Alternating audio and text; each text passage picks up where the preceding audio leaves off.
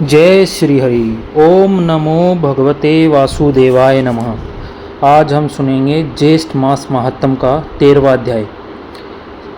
सकन जी कहने लगे, हे ब्राह्मणों, जब इंद्र ने यज्ञ का सब वृत्तांत विष्णु से कहा, तब भगवान विष्णु मन से ध्यान कर इंद्र से निश्चित बोले कि हे इंद्र, मुझको और समर्थ शिव जी को उन लोगों ने नहीं बुलाया, इसलिए मैं तुमसे एक उपाय बताता हूँ, तुम उपाय को करो। हे सुमत, मैं तुमको अवश्य अदृश्य करने वाली विद्या देता हूँ। तुम पवित्र होकर उस विद्या को ग्रहण करो और निर्भय होकर फिर जाकर विधि से उस विद्या का जाप करो। सावधानी से यज्ञ के घोड़े का हरण करो और उसी तरह मौन पूर्वक कपिल ऋषि के आश्रम में जाओ। सब देखकर यज्ञ के घोड़े को रख कर स्वर्ग में जाकर पूर्ववत अपना काम करो, अन्यथा यज्ञ के बल से बलावित होकर सबको मारेंगे। भगवान के वचन सुनकर इंद्र ने विधिवत स्नान किया और अदृश्य कारणी विद्या को ग्रहण कर प्रथम मधुसूदन भगवान को प्रणाम किया और पूछा कि भगवान कपिल मुनि कहाँ पर हैं। श्री विष्णु भगवान ने कहने लगे कि कलिंग देश से पूर्व की तरफ पृथ्वी के अंदर गुफा में कपिल ऋषि ने पाताल के समान भूग्रह बना रखा है। उसी भूग्रह में ध्यान लगाकर कपिल मुनि रहते हैं। विष्णु भगवान के वचन सुनकर इंद्र यज्ञ के घोड़े के पास गए और भगवान विष्णु के उपदिष्ट विद्या का ऋषि देवता के सहित जप करते हुए यज्ञ के घोड़े को लेकर शीघ्र चले गए। परंतु यह वार्ता किसी को कुछ मालूम ना हो सकी। एकांत में ध्यान मगन कपिल मुनि को देखकर इंद्र ने विधि पूर्वक प्रणाम किया और यज्ञ के घोड़े को वहां बांधकर इंद्र अपने स्वर्ग को चले गए। परंतु मन में फिर भी शंका बनी ही रही।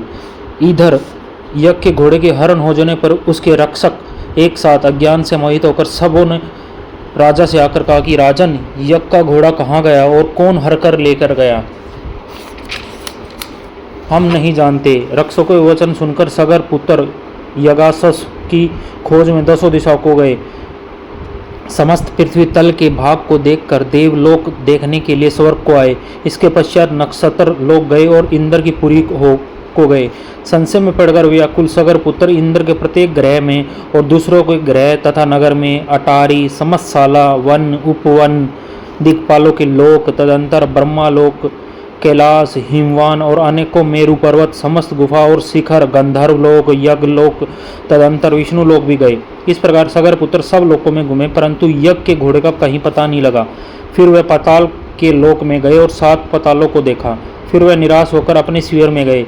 सब दुखी होकर प्राण त्यागने को तैयार हो गए और सब काल से प्रेरित होकर पृथ्वी को खोदने लगे। अकस्मात उस विवर से मिला हुआ 100 योजन के विस्तार में इंद्रालय के समान और मनुष्य से रहित दिव्य गहरी गुफा को देखकर सब के सब गुफा में चले गए।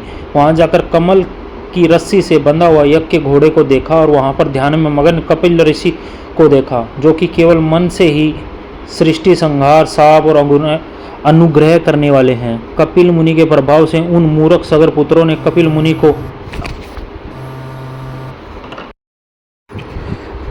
को चोर समझकर कहा कि इसी ने घोड़ा चुराया और अब भय से यहाँ ध्यान लगाकर बैठ गया। हम लोगों के भय से पृथ्वी के नीचे घर बनाकर ऋषि के समान बैठा है। इस दुष्ट को अच्छी तरह बांधकर राजा सगर के पास ले चलेंगे। यह कहकर उन सूरवीर सगर पुत्रों ने बड़ा कोलाहल किया और कपिल मुनि को बांध दिया और कुछ लोगों ने उस पर प्रहार भी किया। ध्यान को त्याग कर जो ही कपिल मुनि ने उनकी ओर देखा, त्यों ही वे सगर के पुत्र कपिल मुनि की नेत्राग्नि से जलकर भस्म हो गए। यहाँ पर हमारा ज्येष्ठ महात्म्य सगर पुत्र नाश वर्णन 13वां अध्याय समाप्त होता है। भगवान विष्णु की कृपा आप पर बनी रहे, आपके परिवार में सुख समृद्धि का वास हो। प्रेम के बारे में आज मैं यही बोलना चाहूँगा, प्रेम अनमोल है, सच में अनमोल है। जिसको सच्चा प्रेम होता है उसको कुछ दिखाई नहीं देता, ये मैंने महसूस किया है। लेकिन ज़बरदस्ती भी नहीं करनी है, अपने प्रयास में लगे रहो और चाहे एक तरफा हो, प्रेम प्रेम होता है, प्रेम को पवित्र रखो। जय श्री हरि। ओम नमो भगवते वासुदेवाय नमः। राधे राधे।